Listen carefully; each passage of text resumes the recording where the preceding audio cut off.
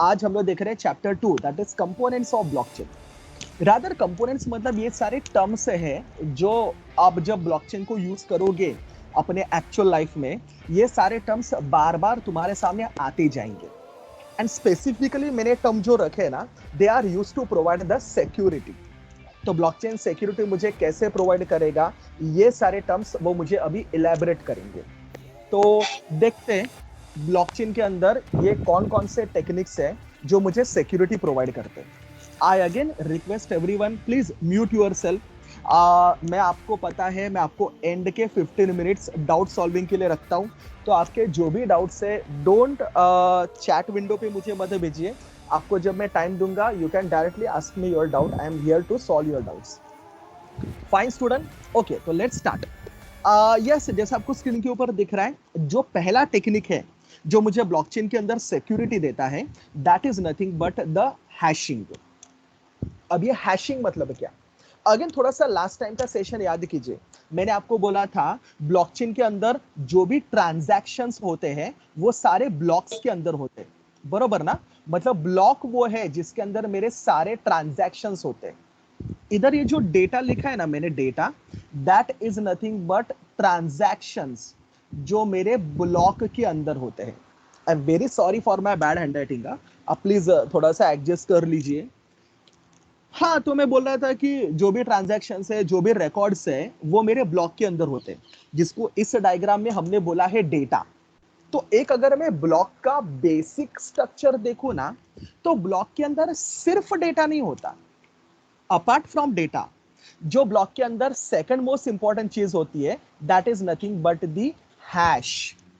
Yes, data के अलावा मेरे पर्टिकुलर ब्लॉक के अंदर हैश भी होता है। First question, how will I get the hash? यार, अगर मैं मेरे डेटा के ऊपर कोई भी हैशिंग टेक्निक यूज करूं तो फिर मुझे हैश मिलता है। There are different types of hashing technique, like MD5, ये कॉमनली यूज हैशिंग टेक्निक है। SHA-256, ये एक कॉमनली यूज हैशिंग टेक्निक है। SHA-512, ये कॉमनली यूज हैशिंग टेक्निक है। आप गूगल करोगे तो आपको n number of hashing techniques मिलेंगे। नॉर्मली अपना जो ट्रेडिशनल बिटकॉइन नेटवर्क है या बिटकॉइन ब्लॉकचेन है, वो SHA-256 ये हैशिंग टेक्निक यूज करता है। ओके, वो बाजू में रखते हैं। मैं बोल रहा था कि डेटा के ऊपर जब मैं हैशिंग टेक्निक अप्लाई करूंगा, मुझे मिलेगा हैश। हैश जो है ना, उसका साइज फिक्स साइज होता है। आपके डेटा का साइज कुछ भी होने दो, भले वो सिंगल लेटर होने दो, भले वो सिंगल वर्ड होने दो, वो स्टेटमेंट होने दो, वो पैराग्राफ होने दो, या वो कोई तो पूरा के पूरा एक टेक्स्ट बुक होने दो। आपका डेटा किसी भी आर्बिटरी लेंथ का होने दो, तुम्हारे डेटा का लेंथ, तुम्हारे ट्रांजैक्शन का लेंथ, मतलब तुम्हारे ट्रांजैक्शन का साइज, भाइयों कुछ भी होने दो, जब आप उसके ऊपर हैशिंग टेक्निक अप्लाई करोगे, you will get the unique fix size hash value. Exactly unique. बहुत सारे टेक्स्ट बुक के ऑथर ने ना हैश को फिंगरप्रिंट बोला गया है। जैसे अपना कैसे फिंगरप्रिंट सबका यूनिक होता है, वैसे हर डेटा का एक यूनिक हैश होता है।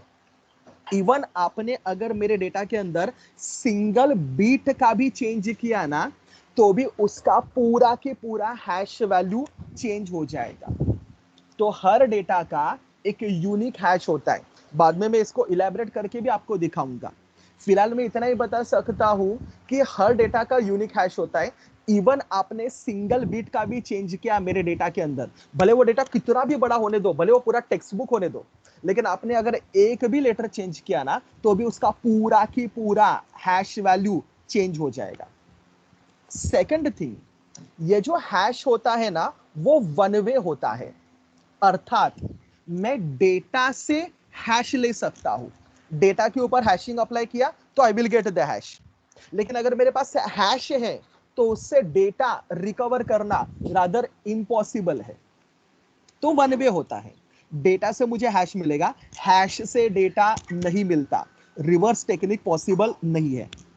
तो ब्लॉकचेन ने क्या किया पता है क्या? आपको तो पता है ब्लॉक के अंदर भर भर के ट्रांजैक्शन डेटा होता है। ब्लॉकचेन क्या करता है, उस डेटा के ऊपर हैशिंग अप्लाई करता है, तो मुझे मिलेगा हैश। ब्लॉकचेन में वो जो हैश मुझे मिलेगा ना डेटा के ऊपर हैशिंग अप्लाई करके, वो हैश भी हम लोग ब्लॉक के अंदर स्टोर करते हैं। तो हर ब्लॉक के अंदर उसका डेटा रहेगा। डेटा के ऊपर हैशिंग अप्लाई करने के बाद जो मुझे फिक्स साइज का हैश नंबर मिलेगा, हैश वैल्यू मिलेगा, वो हैश वैल्यू भी ब्लॉक के अंदर स्टोर किया जाता है। प्लस आपको तो पता है ना, ऐसे मल्टीपल ब्लॉक्स होते हैं, तो सब में चेनिंग एस्टैब्लिश करने के लिए हर ब्लॉक के अंदर, आप नीचे पढ़ रहे हो, आपके प्रीवियस ब्लॉक का हैश भी होता है। It is somewhat opposite to that of your link list.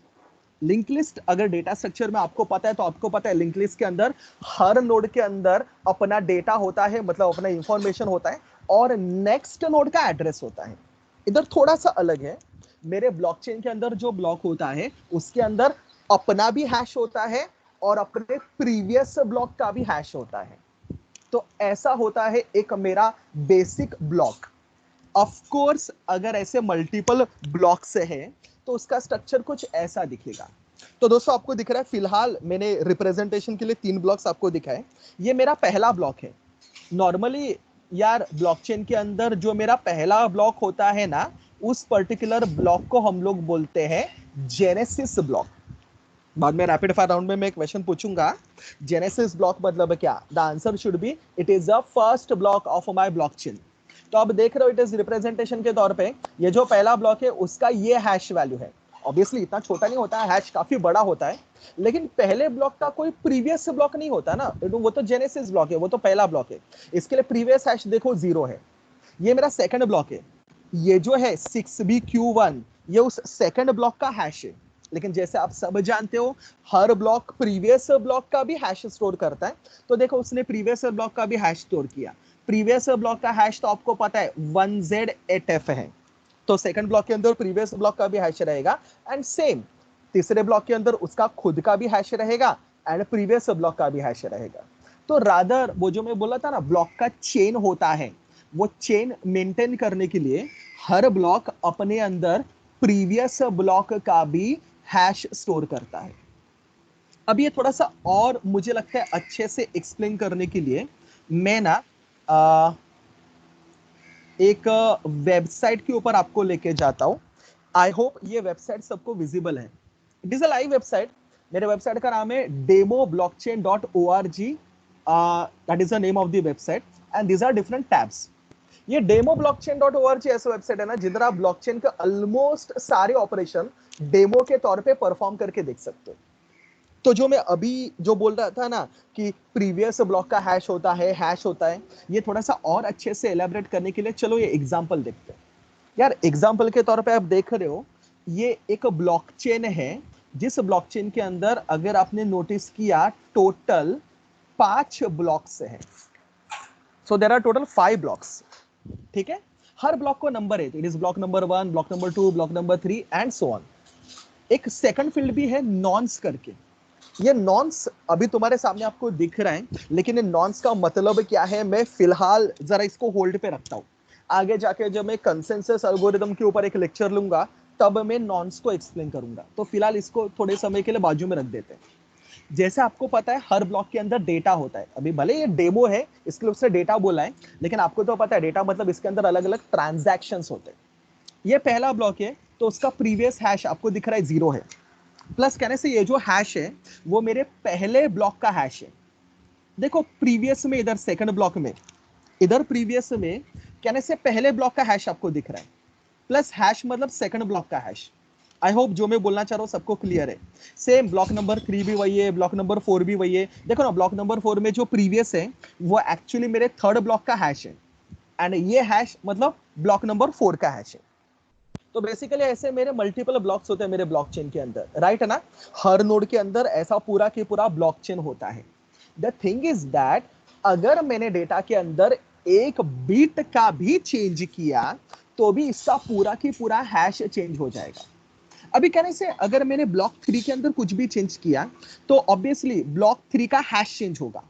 Block 3 का हैश जो चेंज होगा वो कहने से ब्लॉक 4 के साथ मैच नहीं करेगा, क्योंकि ब्लॉक 4 आपको पता है प्रीवियस ब्लॉक का हैश भी मेंटेन करता है। तो फिलहाल कुछ और है, जब मैं इधर डेटा एंटर करूंगा कहने से हैश चेंज होगा। तो जैसे मैं कुछ भी एंटर करूंगा, आपने देखा मैंने सिंपल सा हाई टाइप किया, लेकिन अगर आप देख रहे हो, अगर आपको प्रॉपरली दिख रहा है, ऑटोमेटिकली ब्लॉक्स का कलर चेंज हो गया। कलर इसके लिए चेंज हुआ क्योंकि जो प्रीवियस हैशेस थे, जो प्रीवियस चेन था, कहने से अभी और मिसमैच हो गया। जैसे इधर मैंने हाई एंटर किया, हाई एंटर करने से पहले आप देखो इसका हैश कुछ अलग था, something 0000 B90 something something something, but जैसे मैं सिंगल लेटर भी एंटर करता हूं, उसका hash all of the sudden change होता है। अगेन ये हैश चेंज हुआ, इसके लिए इधर का प्रीवियस भी चेंज हुआ, मतलब कहने से इस पर्टिकुलर ब्लॉक के अंदर भी मुझे एरर मिलेगा। फाइन। तो यही फंडा है दोस्तों, जो हम लोग बोल रहे थे ना, ब्लॉकचेन के अंदर के किसी भी ब्लॉक का डेटा हम लोग चेंज नहीं कर सकते। देखो नहीं कर सकते, अगर किसी ने भी चेंज करने का अटेम्प्ट किया, कहने से उस पर्टिकुलर ब्लॉक का पूरा के पूरा हैश चेंज हो जाएगा। हैश चेंज हो जाएगा तो बाकी सारे ब्लॉक के अंदर भी वो पर्कुलेट होगा, एंड वो चेंज वाला ब्लॉक हम लोग इजीली आइडेंटिफाई कर सकते हैं। तो कहने से it is very much understood, block number 1 and 2 unchanged है, ब्लॉक नंबर 3 के अंदर चेंज किया गया है। देखो इसके लिए उसका कलर भी चेंज हुआ और इसके लिए उसका हैश भी चेंज हुआ। तो ये हैश मेंटेन करके हम लोग ब्लॉकचेन को इम्यूटेबल बना सकते हैं, so that no one can make any changes in the blockchain. Okay, back to my slide. So that is hashing, जिसको यूज करके हम लोग इम्यूटेबिलिटी को और स्ट्रॉन्ग करते हैं, सो दैट ब्लॉकचेन के अंदर का या ब्लॉक के अंदर का कोई भी ट्रांजैक्शन, कोई भी नोड या कोई भी यूजर या कोई भी रादर अटैकर चेंज ना कर सके। लेकिन एक क्वेश्चन है, क्वेश्चन ये है कि तुम जानते हो, मैं जानता हूं, मेरे ब्लॉक के अंदर तो मल्टीपल ट्रांजैक्शंस होते हैं, राइट ना? ब्लॉक के अंदर बहुत सारे ट्रांजैक्शंस होते हैं। तो सर अगर मेरे ब्लॉक के अंदर बहुत सारे ट्रांजैक्शंस हैं, तो उस बहुत सारे ट्रांजैक्शन का मुझे सिंगल हैश कैसे मिलेगा? How will I get the single hash for multiple transactions? Multiple transactions का सिंगल हैश मिलने के लिए ब्लॉकचेन नॉर्मली एक कंसेप्ट को यूज करता है, जिस कंसेप्ट का नाम है मर्कल ट्री। मुझे लगता है ये डायग्राम तुम्हें थोड़ा सा और क्लियर कर देगा कंसेप्ट। तो suppose this is my block 1, आप देख रहे हो ब्लॉक 1 के अंदर बहुत सारे ट्रांजैक्शन है, मे बी ट्रांजैक्शन 1 से लेकर ट्रांजैक्शन n तक है। हर ट्रांजैक्शन के ऊपर जब मैं हैशिंग अप्लाई करूंगा, कहने से मुझे हर ट्रांजैक्शन का हैश वैल्यू मिलेगा। तो ये जो आपको छोटा छोटा छोटा छोटा दिख रहा है, they are nothing but the hash value of particular transaction. तो ये मेरे ट्रांजैक्शन 1 का हैश वैल्यू है, ये ट्रांजैक्शन 2 का हैश वैल्यू है, ट्रांजैक्शन 3 का हैश वैल्यू है, एंड सो ऑन, ये मेरे लास्ट ट्रांजैक्शन का हैश वैल्यू है। तो अगर इतने सारे हैश वैल्यू मुझे मिलेंगे, मुझे मेरे एक ब्लॉक का सिंगल हैश वैल्यू कैसे मिलेगा? जब मेरे पास मल्टीपल हैश वैल्यू होते हैं ना, तो उनमें से सिंगल हैश वैल्यू निकालने के लिए we use the concept called as a Merkle tree. Merkle tree, again I will ask in the rapid fire round, इसका यूज है सर मल्टीपल हैश में से सिंगल हैश डिराइव करने के लिए we use Merkle tree. Merkle tree ना दोस्तों, जैसा आपको डायग्राम में दिख रहा है, नॉर्मली हमेशा बॉटम अप अप्रोच फॉलो करता है, एंड इट सपोर्ट, और ये थोड़ा बहुत आपके बाइनरी ट्री को सपोर्ट करता है, जो अगर आपने डेटा स्ट्रक्चर के अंदर पढ़ा है तो। Let's see the example. Let's suppose for example मेरे ब्लॉक के अंदर टोटल 8 ट्रांजैक्शन है, TA, TB, TC, TD, TE, TF, TG, TH, 8 transaction है। सबसे पहले तो कहने से हर ट्रांजैक्शन के ऊपर मैं हैशिंग अप्लाई करूंगा, मुझे हर ट्रांजैक्शन का हैश वैल्यू मिलेगा। तो एच ए ट्रांजैक्शन ए का हैश वैल्यू है, एच बी ट्रांजैक्शन बी का हैश वैल्यू है, एच सी ट्रांजैक्शन सी का हैश वैल्यू है, एंड सो ऑन। तो इतने सारे मुझे हैशेस भी मिलेंगे, बरोबर ना? नेक्स्ट स्टेप हम लोग क्या करते हैं पता है क्या? मैं मेरे दो एडजेसेंट हैश को कंबाइन करता हूं, मतलब दो हैश को मर्ज करता हूं। ध्यान से सुनिए, दो हैश को मर्ज करूंगा, उस मर्ज स्ट्रीम के ऊपर फिर से हैशिंग अप्लाई करूंगा, मुझे मिलेगा ये वाला हैश। सेम मर्ज करूंगा, फिर से हैशिंग अप्लाई करूंगा, मुझे मिलेगा ये वाला हैश। सेम इन दोनों को मर्ज करूंगा, उस मर्ज के ऊपर हैशिंग अप्लाई करूंगा, मुझे ये वाला हैश मिलेगा। इन दोनों को मर्ज करूंगा, उसके ऊपर हैशिंग अप्लाई करूंगा, मुझे ये वाला हैश मिलेगा, एंड सेम प्रोसेस कंटिन्यू करूंगा। मतलब आप समझ में आ गया रहेगा आपको। इन दो हैशेस को मर्ज करूंगा, उसके ऊपर हैशिंग अप्लाई करूंगा, I will get this particular hash. इन दोनों हैशेस को मर्ज करूंगा, उसके ऊपर हैशिंग अप्लाई करूंगा, I will get this particular hash. And lastly अगर मेरे पास दो हैश बचे हैं तो इन दोनों के ऊपर हैशिंग अप्लाई करूंगा, कैन आई से सॉरी, इन दोनों को मर्ज करूंगा, इसके ऊपर हैशिंग अप्लाई करूंगा, I will get the single hash. तो भाइयों इस प्रकार से मुझे सिंगल हैश मिलता है। कभी कभी ना वो जो सिंगल हैश है ना, उस पर्टिकुलर हैश को हम लोग बोलते हैं मर्कल रूट। मैं उम्मीद करता हूं सबको देख के समझ में आ गया रहेगा इसको रूट क्यों बोलते हैं, क्योंकि बॉटम अप अप्रोच है, हम लोग बॉटम में फाइनली रूट फॉर्म करते हैं। आई नो किसी किसी के दिमाग में ये भी डाउट आता रहेगा, सर अभी आपने इधर एग्जांपल के तौर पे 8 ट्रांजैक्शन लिए, मतलब इवन ट्रांजैक्शन लिए, इसके लिए आपका ये बाइनरी ट्री काफी अच्छे से बना। लेकिन अगर मेरे पास ऑड नंबर ऑफ ट्रांजैक्शन हुए तो हो सकता है, अगर तुम्हारे पास ऑड नंबर ऑफ ट्रांजैक्शन है, मतलब इधर में भी कुछ एक और ट्रांजैक्शन है, तो बाइनरी ट्री बनाने के लिए, मतलब बाइनरी स्ट्रक्चर बनाने के लिए, दो दो का पेयर बनाने के लिए, जो लास्ट ट्रांजैक्शन है ना, उस लास्ट ट्रांजैक्शन को आपको एक और बार रिपीट करना पड़ेगा। तो लास्ट ट्रांजैक्शन को रिपीट करो to form a binary tree structure. Fine. तो इवन नंबर ऑफ नोड से तो कुछ दिक्कत ही नहीं है, ऑड नंबर ऑफ नोड्स है तो फिर आपको लास्ट ट्रांजैक्शन को रिपीट करना पड़ेगा। एंड बाकी सारे लेवल्स में भी अगर ऐसा प्रॉब्लम हुआ तो उसके अंदर भी हम लोग लास्ट ट्रांजैक्शन को डबल करते हैं, डुप्लीकेट करते हैं, so that I will get the single Merkle root. तो आई होप इस मर्कल ट्री वाले कंसेप्ट से सबको समझ में आ गया रहेगा। मेरे ब्लॉक के अंदर इतने सारे ट्रांजैक्शंस होते हैं, फिर भी ब्लॉक का मुझे सिंगल हैश कैसे मिलता है। तो अगर एक ओवरऑल ब्लॉक एनाटॉमी आपको समझा, if you got the Merkel tree concept, तो मैं आपको एक फाइनल ब्लॉकचेन का ओवरऑल स्ट्रक्चर दिखा सकता हूं। तो एक ब्लॉकचेन का स्ट्रक्चर बेसिकली कुछ ऐसा दिखता है। अभी जरा ध्यान से सुनिए, इधर मैं थोड़ा सा कुछ अलग बोलने वाला हूं। तो फॉर एग्जांपल सपोज गाइस ये मेरा ब्लॉक नंबर 11 है, ऐसे इसके आगे टोटल 10 ब्लॉक रहेंगे, इसके बाद में कुछ ब्लॉक रहेंगे। आपको तो पता है जो डेटा होता है उसके अंदर अलग अलग ट्रांजैक्शंस होते हैं, तो ये नीचे वाला पार्ट तो आपको पता चल गया रहेगा। कहने से उनके हैशेस को मुझे फिर निकालना पड़ेगा, कंबाइन करके उसके ऊपर हैशिंग अप्लाई करना पड़ेगा, so that I will get this particular root. अब ये डायग्राम में उसने tx अंडरस्कोर रूट बोला है, ट्रांजैक्शन रूट बोला है, लेकिन तुम जानते हो, मैं जानता हूं, ये जो tx अंडरस्कोर रूट है वो मेरा मर्कल रूट है।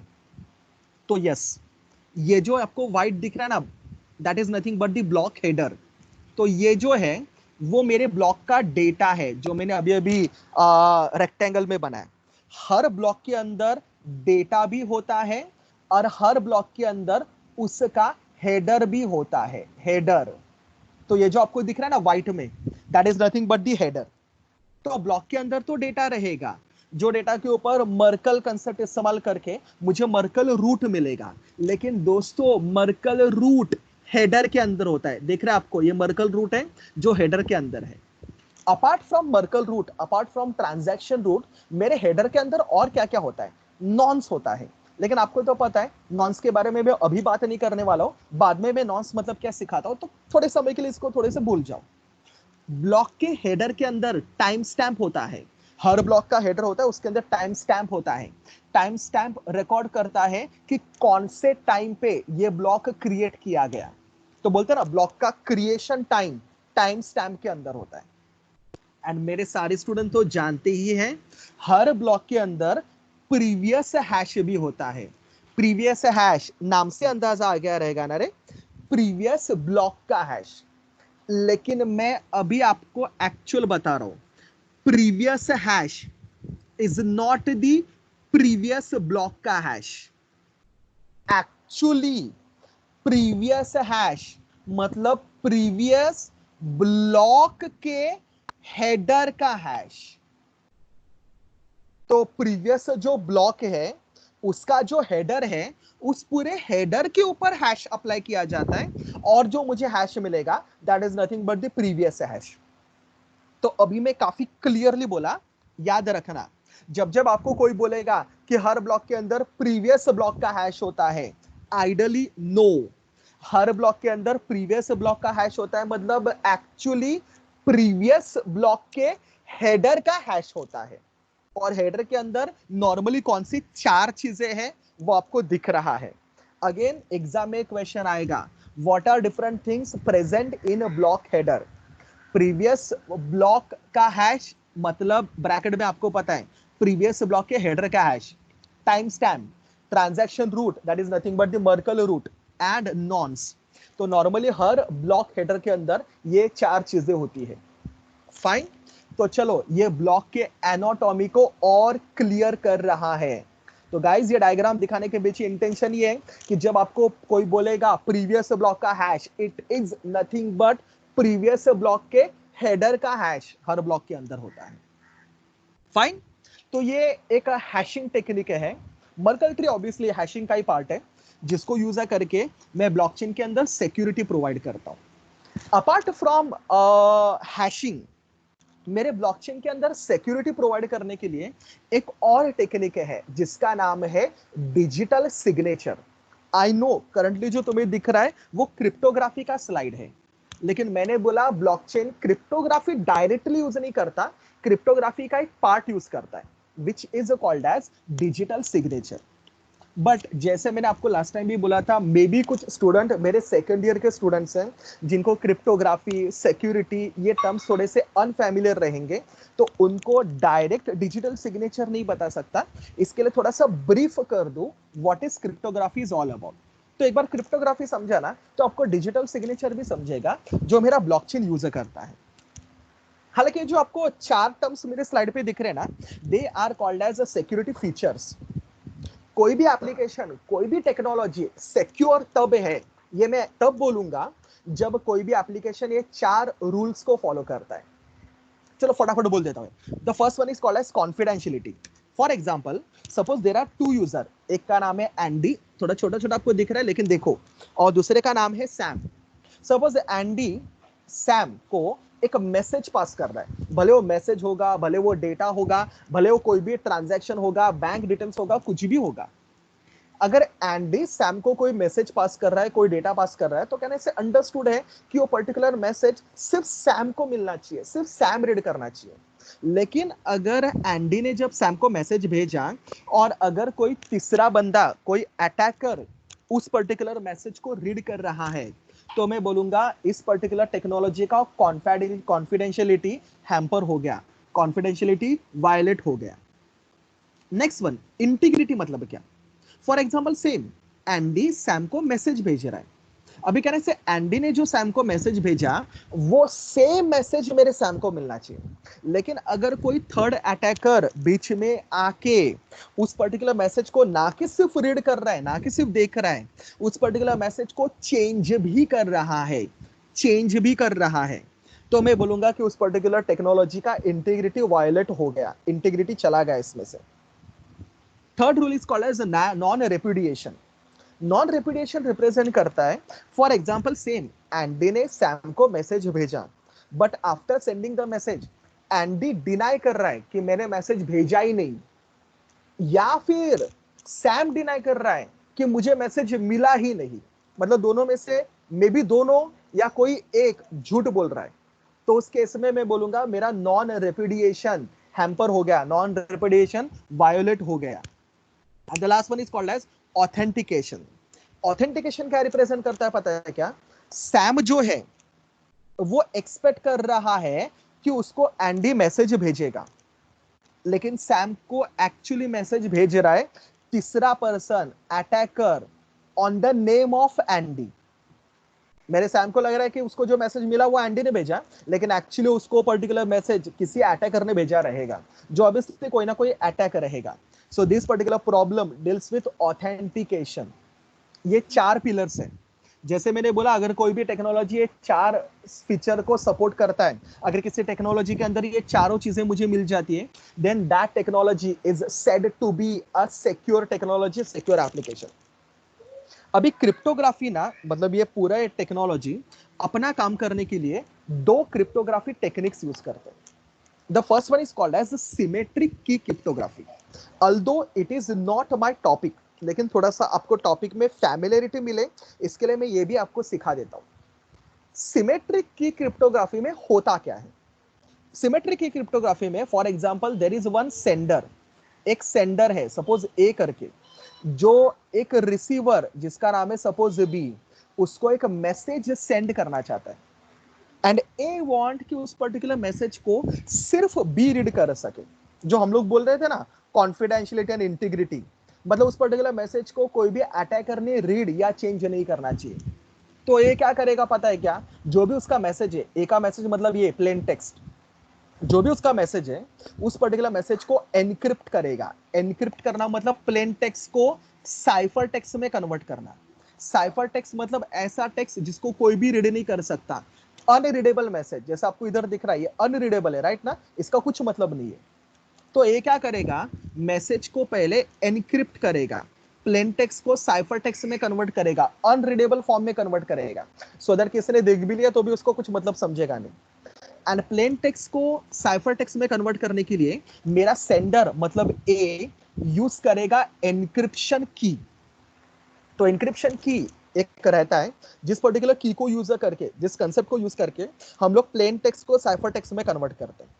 ऑफ कोर्स साइफर टेक्स्ट मेरे रिसीवर को मतलब बी को भेजा जाएगा, बी को साइफर टेक्स्ट मिलेगा, लेकिन कहने से बी इसको रीड करने के लिए साइफर टेक्स्ट को प्लेन टेक्स्ट में कन्वर्ट करेगा। इसको हम लोग बोलते हैं डिक्रिप्शन। तो बी साइफर टेक्स्ट को प्लेन टेक्स्ट में कन्वर्ट करेगा, लेकिन साइफर टेक्स्ट को प्लेन टेक्स्ट में कन्वर्ट करने के लिए बी के पास डिक्रिप्शन की होना चाहिए। तो जिसके पास डिक्रिप्शन की है वही मेरे साइफर टेक्स्ट को प्लेन टेक्स्ट में कन्वर्ट कर सकता है। And guys this particular concept is called as symmetric key. Symmetric key is also called as single key, because जो एनक्रिप्शन की होता है और डिक्रिप्शन की होता है दे आर सेम।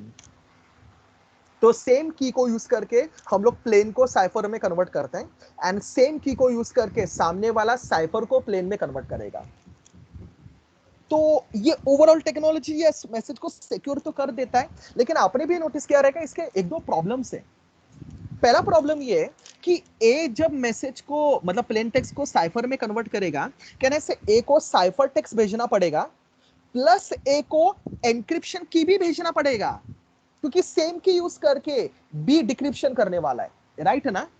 अभी कहने से कॉमन सेंस की बात है, अगर कोई अटैकर बीच में बैठा है तो वो साइफर टेक्स्ट को भी तो हैक कर सकता है और वो की को भी तो हैक कर सकता है अगर नेटवर्क के थ्रू आपने की भेजा तो कहने से अगर उसको की मिला तो वो खुद साइफर को प्लेन में कन्वर्ट कर सकता है। तो अगर उसको की मिला तो कोई भी आपके मैसेज को पढ़ सकता है, चेंज कर सकता है राइट। सेकंड प्रॉब्लम, की शेयरिंग का तो प्रॉब्लम है ही। सेकंड प्रॉब्लम, अगर मेरे पर्टिकुलर नेटवर्क के अंदर मल्टीपल नोड्स है तो ए टू बी जब जब मुझे कम्युनिकेशन करना है मैं एक की यूज करूंगा राइट ना। ऑब्वियसली ए टू अगर मुझे सी कम्युनिकेशन करना है, सी मतलब कोई दूसरा यूजर, तो मैं सेम की तो यूज नहीं कर सकता, कहने से ए टू सी मुझे एक और की यूज करना पड़ेगा, ए टू डी मुझे एक और की यूज करना पड़ेगा, ए टू ई मुझे एक और की यूज करना पड़ेगा।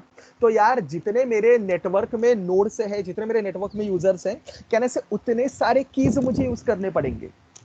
It is like carrying 100 of keys in my pocket which is not at all feasible right ना। इसके लिए हम लोग normally symmetric key cryptography use नहीं करते। सिमेट्रिक की का प्रॉब्लम है, आपको साइफर टेक्स्ट भी सेंड करना पड़ता है, आपको की भी सेंड करना पड़ता है, और की सेंड किया मतलब कहानी खत्म ना, वो अटैकर की को भी तो पकड़ सकता है, प्लस आपको मल्टीपल कीज मेंटेन करके रखने पड़ते हैं। ये अवॉइड करने के लिए नॉर्मली सेकंड टेक्निक यूज किया जाता है जिसका नाम है asymmetric key cryptography.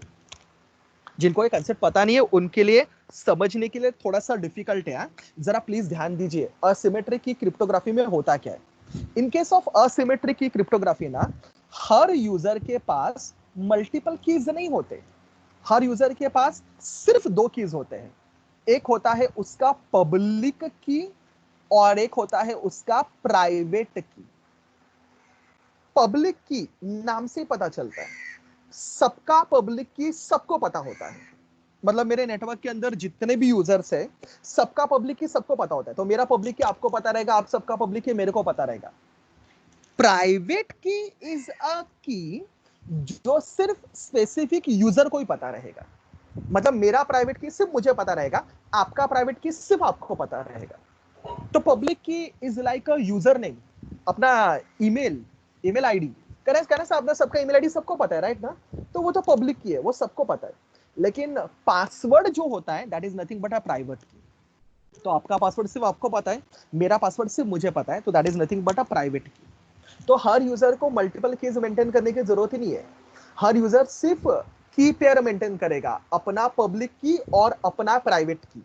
And public की एंड प्राइवेट की एक दूसरे से कॉम्पैटिबल होते हैं। तो अभी एकदम ध्यान से सुनिए इधर होता क्या है।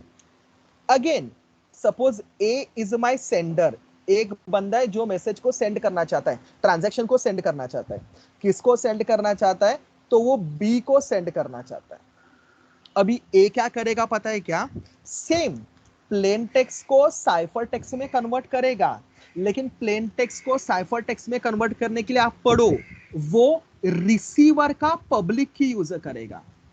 रिसीवर मतलब बी ना, बी का पब्लिक यूज करेगा। हाँ, बी का पब्लिक है, सबको पता है ना, पब्लिक की है, सबको पता है। तो ए मैसेज को एनक्रिप्ट करने के लिए सामने वाले का पब्लिक यूज करेगा। Now the thing is that अगर मैसेज को एनक्रिप्ट करने के लिए मैंने रिसीवर का मतलब बी का पब्लिक यूज किया है, तो उस मैसेज को डिक्रिप्ट करने के लिए मैं सिर्फ बी का प्राइवेट की यूज कर सकता हूं। जैसे मैंने ऑलरेडी बोला, पब्लिक की प्राइवेट की कॉम्पैटिबल होते हैं। तो अगर मैंने एनक्रिप्शन करने के लिए बी का पब्लिक की यूज किया है, तो वो बंदा जिसके पास बी का प्राइवेट की है सिर्फ वही उसको डिक्रिप्ट कर सकता है। और आप सब तो जानते हो बी का प्राइवेट की सिर्फ बी के पास रहेगा।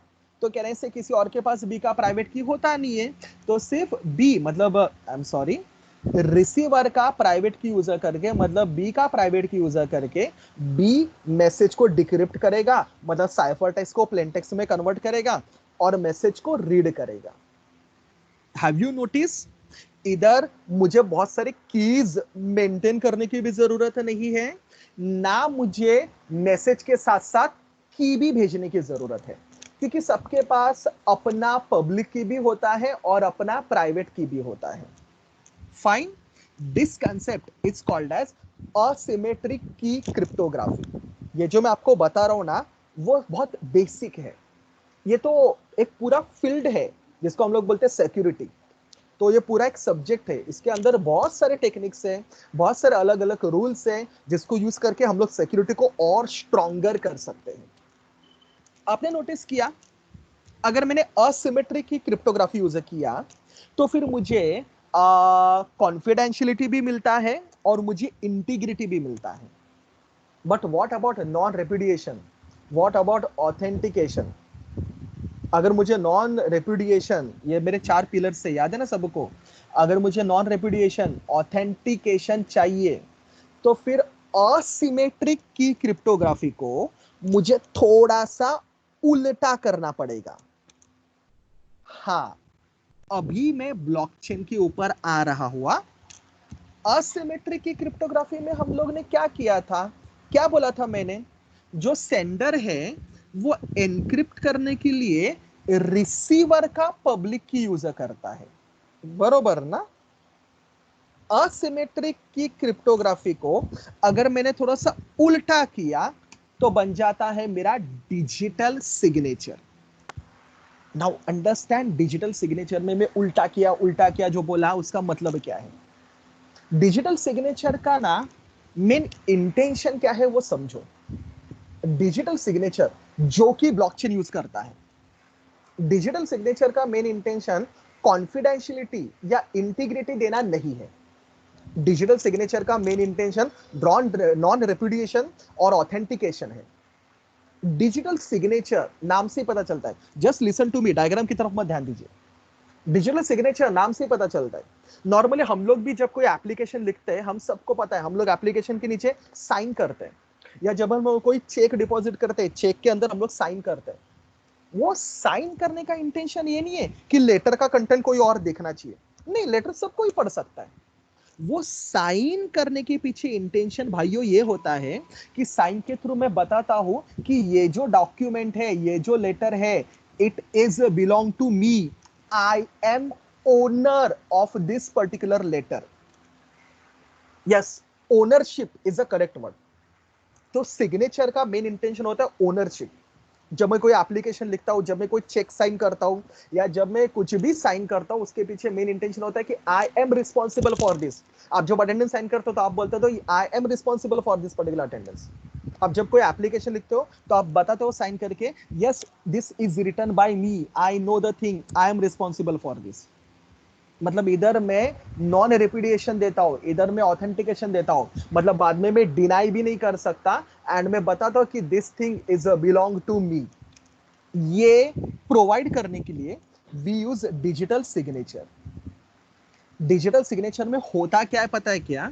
जो मेरा सेंडर है वो एनक्रिप्शन करने के लिए, ध्यान से, एनक्रिप्शन करने के लिए रिसीवर का पब्लिक यूज नहीं करता।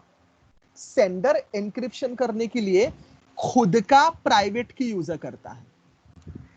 हाँ, सेंडर के पास खुद का प्राइवेट की रहेगा ना रे, तो वो एनक्रिप्शन करने के लिए खुद का प्राइवेट की यूज करता है। अभी प्राइवेट की का कॉम्पेटिबिलिटी क्या होता है? पब्लिक की।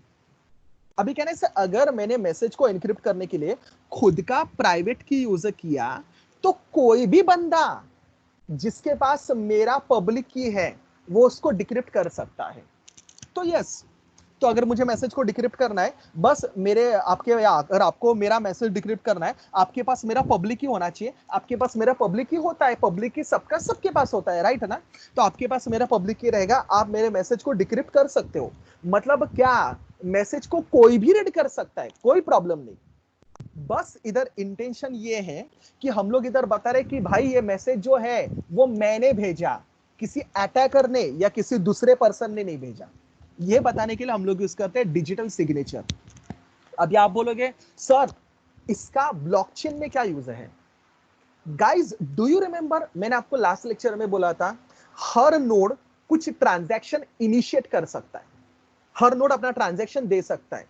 और याद है हमने देखा था, अभी मेरे पास वो डायग्राम नहीं हो, दूसरे स्लाइड में आपको याद है हमने बोला था, जब कोई नोड, जब कोई पीयर ट्रांजैक्शन इनिशिएट करेगा, बाकी सारे नोड्स चेक करते हैं कि वो ट्रांजैक्शन वैलिड है कि नहीं। वैलिड है कि नहीं चेक करने के लिए वो क्या चेक करेंगे कि वो ट्रांजैक्शन एक ऑथराइज पर्सन से आया है कि नहीं।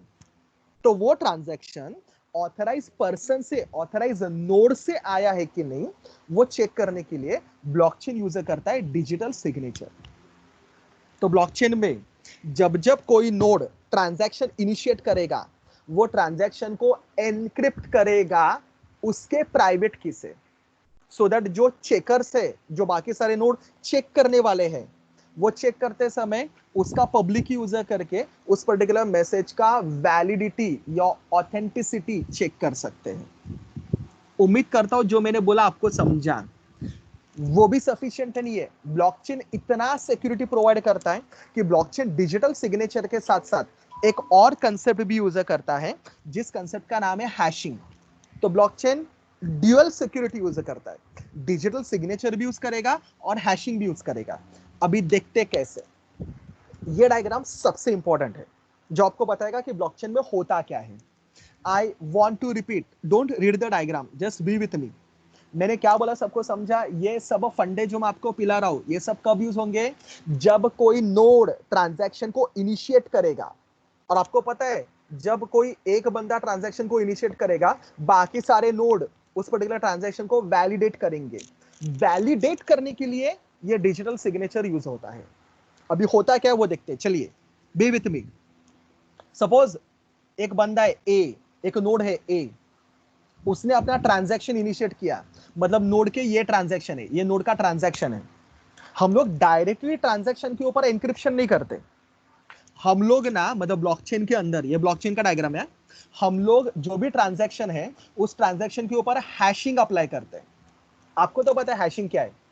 जब मैं डेटा के ऊपर हैशिंग अप्लाई करता हूं, कहने से मुझे एक फिक्स लेंथ का हैश वैल्यू मिलता है। तो जब मैं डेटा के ऊपर हैश अप्लाई करूंगा, हैशिंग अप्लाई करूंगा, मुझे मिलेगा हैश वैल्यू। तो this is my hash value. Hash value कैसे मिला सबको पता है ना? मैंने डेटा के ऊपर हैशिंग अप्लाई किया, मुझे मिला हैश वैल्यू।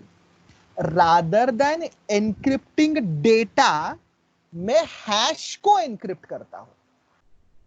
तो इधर आई नो मैंने बोला था हम लोग डेटा को डायरेक्ट एनक्रिप्ट करते हैं, नहीं। ब्लॉकचेन के अंदर ना हम लोग ये जो हैश मिला ना, उस हैश को एनक्रिप्ट करेंगे। हैश को एनक्रिप्ट करने के लिए वो अपना प्राइवेट की यूजर करेगा। तो प्राइवेट की को यूजर करके हम लोग हैश को एनक्रिप्ट करते हैं। जब मैं हैश को एनक्रिप्ट करता हूं ना, मुझे मिलेगा डिजिटल सिग्नेचर। कुछ कुछ लोग उसको मैसेज डाइजेस्ट भी बोलते हैं। तो आई will gate digital signature. Student, आपको समझे ना, डिजिटल सिग्नेचर मुझे मिला कैसे? डेटा के ऊपर एनक्रिप्शन नहीं किया, डेटा के ऊपर पहले हैशिंग किया, हैश वैल्यू मिला, हैशिंग के ऊपर एनक्रिप्शन किया। इसके लिए मैंने बोला ड्यूअल सिक्योरिटी। तो हैशिंग के ऊपर एनक्रिप्शन किया यूजिंग प्राइवेट की। ए अपना प्राइवेट की यूज करेगा उसको एनक्रिप्ट करने के लिए। आई विल गेट डिजिटल सिग्नेचर। वो डिजिटल सिग्नेचर मैं डेटा के साथ अटैच करूंगा और वो particular data with digital signature network के अंदर भेज दूंगा। अभी जो मेरे वैलिडेटर्स हैं, जो मेरे पर्टिकुलर ट्रांजैक्शन को वैलिडेट करने वाले हैं, वो कैसे वैलिडेट करेंगे? उनको क्या मिलेगा? ये पूरा डेटा प्लस डिजिटल सिग्नेचर। सो वैलिडेशन के टाइम पे, वेरिफिकेशन के टाइम पे उनको मिलेगा data plus digital signature. What they will do, वो डिजिटल सिग्नेचर को सेपरेट निकालेंगे, वो डेटा को सेपरेट करेंगे। वैलिडेट करते समय बाकी सारे नोड क्या करेंगे? डिजिटल सिग्नेचर को सेपरेट करेंगे, डेटा को सेपरेट करेंगे। डिजिटल सिग्नेचर जिसको उसने सेपरेट किया था, डिजिटल सिग्नेचर को वो डिक्रिप्ट करेंगे। आपको तो पता है ना, अभी कोई भी डिक्रिप्ट कर सकता है, क्योंकि एन्क्रिप्शन करने के लिए मैंने प्राइवेट की यूज किया है। तो कहने से डिक्रिप्शन करने के लिए कोई भी बंदा जिसके पास मेरा पब्लिक की है, और पब्लिक की तो सबका सबके पास होता है, तो कहने से डिक्रिप्शन करूंगा मैं इस डिजिटल सिग्नेचर को, क्योंकि मेरे पास ए का, मैं मतलब अगर मैं वेरीफायर नोड हूं तो मेरे पास ए का पब्लिक की रहेगा। तो ए का पब्लिक की यूजर करके मैं इसको डिक्रिप्ट करूंगा। कहने से इस पर्टिकुलर सिग्नेचर के अंदर हैश वैल्यू था, याद है ना आपको? हैश वैल्यू को हमने एनक्रिप्ट किया था। तो जब मैं इसको डिक्रिप्ट करूंगा, कहने से मुझे अगेन हैश वैल्यू मिलेगा, मेरे डेटा का हैश वैल्यू मिलेगा जब मैं इस सिग्नेचर को डिक्रिप्ट करूंगा। सेकंड पार्ट, आपको याद है मैंने बोला था डेटा को भी सेपरेट निकालेगा, ट्रांजैक्शन को भी सेपरेट निकालेगा। ट्रांजैक्शन मतलब डेटा को सेपरेट निकाल के जो मेरा वेरिफिकेशन करने वाला है, वो उस डेटा के ऊपर फिर से हैशिंग अप्लाई करेगा। जब डेटा के ऊपर फिर से हैशिंग अप्लाई करूंगा, कैसे से डेटा के ऊपर जब मैं हैशिंग अप्लाई करूंगा, I will get one more hash. Concept क्या है पता है क्या दोस्तों? I request everyone please mute yourself.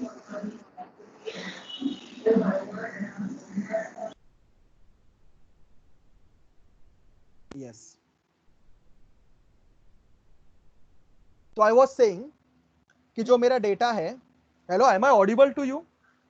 Hello, yes sir. Yes sir. Yes sir. तो आई वाज सेइंग कि डेटा को भी उसने सेपरेट किया था ना, डेटा के ऊपर वो फिर से हैश अप्लाई करेगा। अभी डेटा के ऊपर हैश अप्लाई करने के बाद कहने से उसको एक और हैश वैल्यू मिलेगा। अगर ये हैश वैल्यू और ये हैश वैल्यू दोनों एग्जैक्टली सेम है, इट सीम्स कि जो डेटा आया है वो वैलिड नोड से आया है। मतलब वो पर्टिकुलर ट्रांजैक्शन, वो पर्टिकुलर डेटा किसी अटैकर ने नहीं भेजा, वो डेटा, वो ट्रांजैक्शन वैलिड नोड से इनिशिएट हुआ है, तो उस पर्टिकुलर ट्रांजैक्शन को अप्रूवल मिलेगा। एंड आपको तो पता है ऐसे मल्टीपल अप्रूव्ड जो ट्रांजैक्शन होते हैं, उनका स्टैक बना के, उनका पूल बना के एक ब्लॉक फॉर्म किया जाता है। सो बाय दिस वे मेरे जो बाकी नोड्स हैं वो मेरे पर्टिकुलर ट्रांजैक्शन को वैलिडेट करते हैं, whether that particular transaction is come from valid node और प्रॉपर नोड और not. So this is nothing but the concept of digital signature. Last एक पॉइंट है मेरा, दैट इज नथिंग बट, हालांकि security से रिलेटेड नहीं है, मेरे टॉपिक का नाम है what are different types of nodes. Nodes मतलब आपको ऑलरेडी पता है, जो मेरे ब्लॉकचेन के अंदर के अलग अलग यूजर्स होते हैं जो नेटवर्क को यूज करते हैं, they are called as nodes. उनको नोड बोलूंगा तो भी चलेगा, उनको पीयर बोलूंगा तो भी चलेगा। कभी कभी मेरे मुंह से अगर गलती से पीयर निकला तो डोंट गेट कंफ्यूज, पीयर मतलब नोड, नोड मतलब पीयर। वैसे तो friends, frankly speaking, there are two types of nodes. लेकिन मुझे ना वो प्रॉपर डायग्राम गूगल पे मिला नहीं, इसके लिए जो रिलेवेंट मिला थोड़ा सा मैंने रख दिया. But let me tell you there are two types of node. The first type, ये एक्चुअली दोनों ना एक ही टाइप को बिलोंग करते हैं. They it is called as a full node. And the second one is called as a light node. Light node को कभी कभी मैं एसपीवी नोड भी बोलता हूं. बाद में रैपिड फायर राउंड में इसका फुल फॉर्म पूछूंगा. एसपीवी का फुल फॉर्म है सिंपल पेमेंट वेरिफिकेशन. फाइन. चलो पहले फुल नोड के पास जाते हैं. यार फुल नोड मतलब वो जिसके अंदर ब्लॉकचेन का पूरा कॉपी होता है. आपको याद है कल लास्ट टाइम मैंने आर्किटेक्चर में बोला था, हर नोड अपने अंदर पूरा के पूरा ब्लॉकचेन का कॉपी मेंटेन करता है. So the node which maintain the entire copy of a blockchain is called as a full node. तो ऑब्वियसली अगर आपको पूरा ब्लॉकचेन का कॉपी मेंटेन करना है, मतलब सारे ब्लॉक्स मेंटेन करने हैं, तो आपके मशीन में उतना मेमोरी होना चाहिए. So if you want to be a full node, your machine should have that much amount of free memory so that you can become a full node. Full node के दो types है जो अभी आपको दिख रहे हैं. The first one is called as a mining node. We already know mining node is also called as a miner. Miner मतलब वो जो नए ब्लॉक को क्रिएट करता है, which is used to create a new block.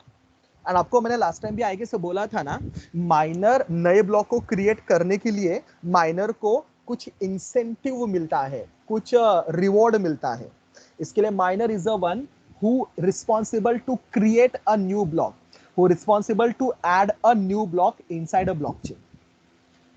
Apart from miner कुछ full node ऐसे भी होते हैं विच आर नॉट माइनर, बस फुल नोड होते हैं जिनके अंदर पूरे के पूरे ब्लॉकचेन का कॉपी होता है. वो नए ट्रांजैक्शन को इनिशिएट कर सकते हैं, वो अपने अकाउंट का बैलेंस देख सकते हैं, वो बाकी सारे नोड्स का भी बैलेंस देख सकते हैं. मतलब जो मैं बोला था ना, बाकी सारे ट्रांजैक्शन को वेरिफिकेशन कर सकते हैं, वेरीफाई कर सकते हैं. तो वेरीफाई करने का काम करेंगे मेरे फुल नोड. तो फुल नोड जो बाकी सारे काम करेगा, सिर्फ नए ब्लॉक को क्रिएट नहीं करेगा. ट्रांजैक्शन डाल सकता है, ट्रांजैक्शन इनिशिएट कर सकता है, बाकी सारे ट्रांजैक्शन को वेरीफाई कर सकता है, बाकी सारे अकाउंट बैलेंस चेक कर सकता है, खुद का बैलेंस मेंटेन कर सकता है. Such node is called as a full node. Whereas the second type of node is called as a light node. I already said light node is called as SPV node. Light node ना अपने अंदर पूरे blockchain का copy नहीं रखता. Light node it's like a UI, बस एक UI provide करता हूं. लाइट नोड उसको यूज करके बस ब्लॉकचेन को एक्सेस कर सकता है. इसके लिए ना वो ट्रांजैक्शन को वैलिडेट कर सकता है, बाकी आपको प्लस से दिख रहा है कौन कौन सा ऑपरेशन है.